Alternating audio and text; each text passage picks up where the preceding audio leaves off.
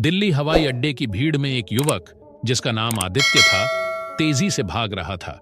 उसने एक पुरानी सी कमीज पहनी थी और पैरों में बार बार इस्तेमाल से घिस चुके चप्पल थे। लंदन की एक फ्लाइट पकड़ने की उसकी ये बेताब कोशिश थी, क्योंकि वहां उसका इकलौता सहारा, उसका गुरु जीवन और मृत्यु के बीच जूझ रहा था। लेकिन उसकी साधारण पोशाक देखकर हवाई अड्डे का एक घमंडी अधिकारी ने उसे रोक लिया। यह लाइन नहीं, उधर जाओ, साधारण यात्रियों के लिए दूसरी व्यवस्था है। आदित्य की सच्ची विनती के बावजूद उसे आगे जाने की इजाजत नहीं मिली। ठीक उसी पल कांच की दीवार के उस पार से यह दृश्य देख रही थी आदित्य की पत्नी नंदिनी। वह देश की सबसे बड़ी व्यापारिक कंपनी राय ग्रुप की मालकिन थी। कुछ विदेशी निवेशकों के साथ मीटिंग के लिए वह हवाई अड्डे पर आई थी। आदित्य को इस अपमानजनक हालत में देखकर उसका चेहरा शर्मिंदगी और गुस्से से सिकुड़ गया। उनकी शादी नंदिनी के दादाजी की जिद की वजह से हुई थी।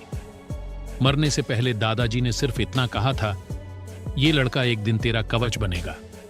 लेकिन नंदिनी कभी भी सड़क किनारे खाने की दुकान चलाने वाले आदित्य को पति के रूप में स्वीकार नहीं कर पाई थी। उनके विशाल महल में आदित्य की मौजूदगी एक अनचाही परछाई की तरह थी। नंदिनी का बिजनेस पार्टनर और बचपन का दोस्त रोहन आदित्य को देखकर व्यंग्यात्मक हंसी हंसा और बोला, नंदिनी, इस बोझ को तुम कब तक ढोगी? इसे कुछ पैसे देकर विदा कर दो। हमारे क्लाइंट्स ने देखा तो क्या सोचेंगे? शर्मिंदगी छुपाने के लिए नंदिनी आदित्य के पास गई और ठंडी आवाज में बोली, तुम यहां क्या कर रहे हो? मेरी इज्जत के साथ खेलने की और कोई जगह नहीं मिली? अभी घर लौट जाओ। आदित्य की गिड़गिड़ाहट उस तक नहीं पहुंची। निराशा में डूबा आदित्य जैसे ही मुड़ने वाला था, तभी उसका जोरदार धक्का एक अहंकारी शख्स से लग गया। वह शख्स था देश की सबसे बड़ी निजी विमान कंपनी नीला आकाश एयरलाइंस का मालिक मिस्टर खन्ना। उनके महंगे सूट पर कॉफी गिरने से वह गुस्से में आगबूला हो गए। आदित्य की साधारण पोशाक देखकर उनकी नफरत और बढ़ गई। अंधा है क्या? जानता है मैं कौन हूं? तेरे जैसे सड़क के भिखारी यहां नहीं आते। यह कहकर उन्होंने आदित्य के हाथ से लंदन की टिकट छीन ली और उसे फाड़कर टुकड़े टुकड़े कर दिया। इस चरम अपमान ने आदित्य के भीतर सोए हुए शेर को जगा दिया। उसकी शांत आंखों में एक ठंडी आग भड़क उठी।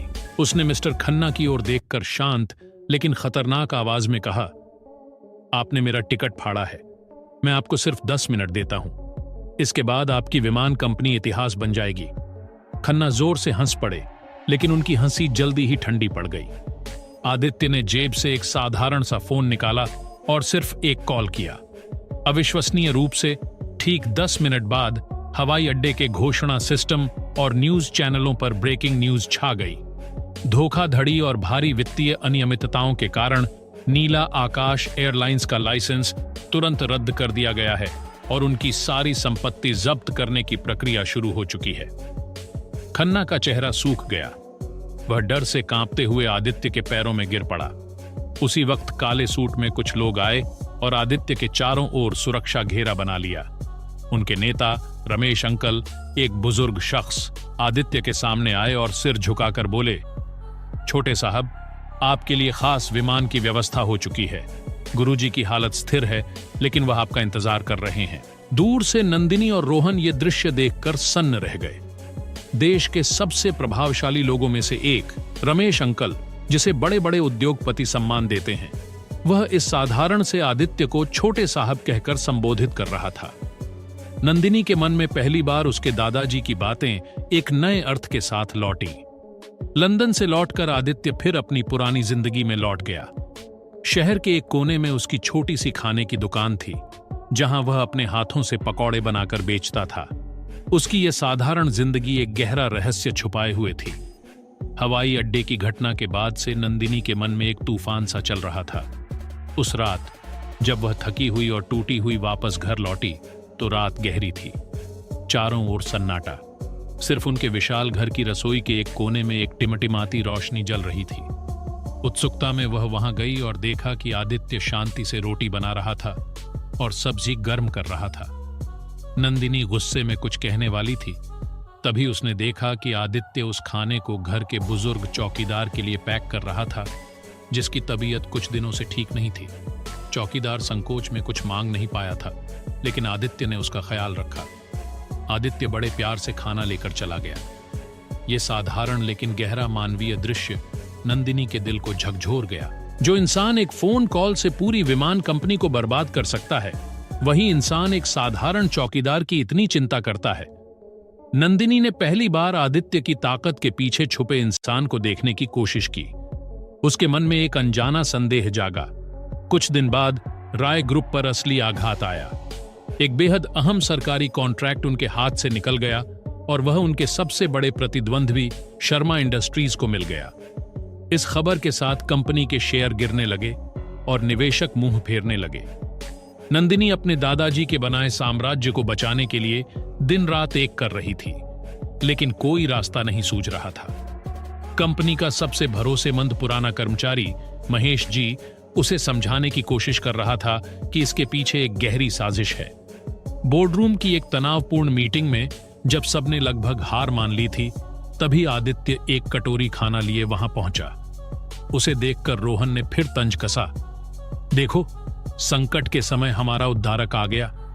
अब क्या पकौड़े बेचकर कंपनी बचाएगा? सब हंस रहे थे। तभी नंदिनी ने सबको चुप करा दिया।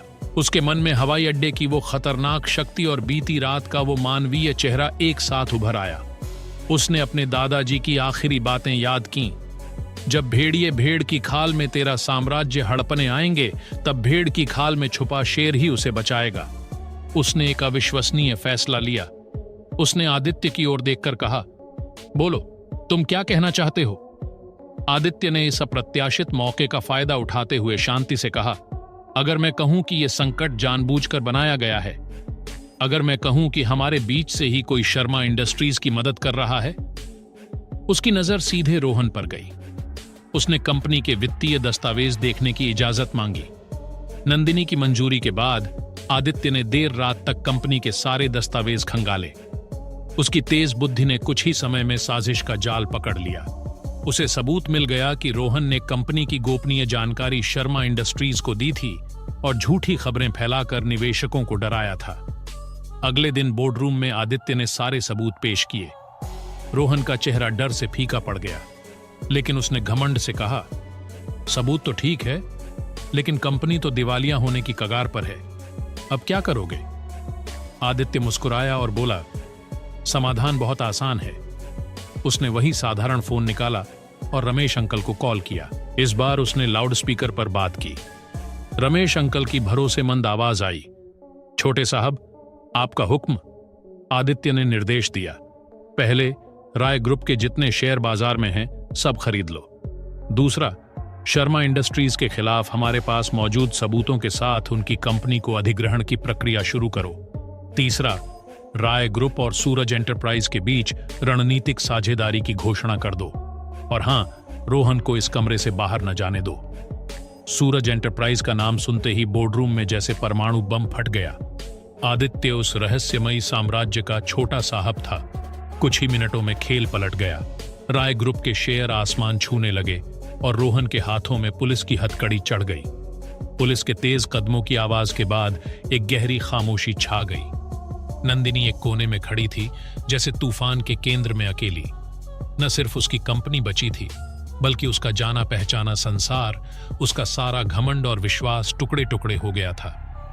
आदित्य उस खामोशी के बीच धीरे धीरे उसके पास आया। उसकी आंखों में न घमंड था, न कोई शिकायत। उसने एक गिलास पानी नंदिनी की ओर बढ़ाया। इस अरबों रुपये के तूफान के बीच एक अविश्वसनीय रूप से शांत, साधारण इशारा। नंदिनी ने कांपते हाथों से गिलास लिया। वह पानी उसे सिर्फ पानी नहीं लगा, बल्कि एक उफनते समुद्र में तैरता हुआ एक टुकड़ा आश्रय लगा। उसका सारा गुस्सा, नफरत, उपेक्षा, सब कुछ पश्चाताप की एक प्रचंड बाढ़ में बह गया। उसने टूटी आवाज में पूछा, जिस इंसान को मैं 2 साल से सिर्फ तिरस्कार देती आई, तुम आखिर हो कौन?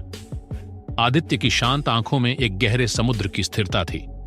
उसने कहा, मैं तुम्हारे दादाजी से किया एक वादा हूं। उन्होंने एक ऐसे शख्स की तलाश की थी जो तूफान में पेड़ को बचा ले, लेकिन तूफान थमने के बाद उस पेड़ पर हक न जताए। नंदिनी स्तब्ध रह गई। आदित्य ने फिर कहा, बाहर की दुनिया का छोटा साहब सिर्फ एक कवच है। मेरी असली शांति इस शक्ति के शिखर पर नहीं, बल्कि मेरी उस छोटी सी दुकान में है, साधारण लोगों की हंसी में। उसके शब्द नंदिनी के दिल में गहरे उतर गए। आदित्य ने उसके थके हुए चेहरे की ओर देखकर हल्के से कहा, बहुत हो गया, ये कांच का महल, ये शक्ति का खेल, इन सब से बहुत दूर। चलो घर चलें। आज मैं तुम्हारे लिए गर्मा गर्म खिचड़ी बनाऊंगा। ये साधारण सा प्रस्ताव एक नए रिश्ते की नींव की तरह था। हजारों करोड़ की मालकिन ने उस दिन पहली बार समझा कि सबसे बड़ा आश्रय शक्ति के सिंहासन पर नहीं, बल्कि एक भरोसेमंद हाथ की गर्माहट में होता है। उसने चुपचाप सिर हिलाया।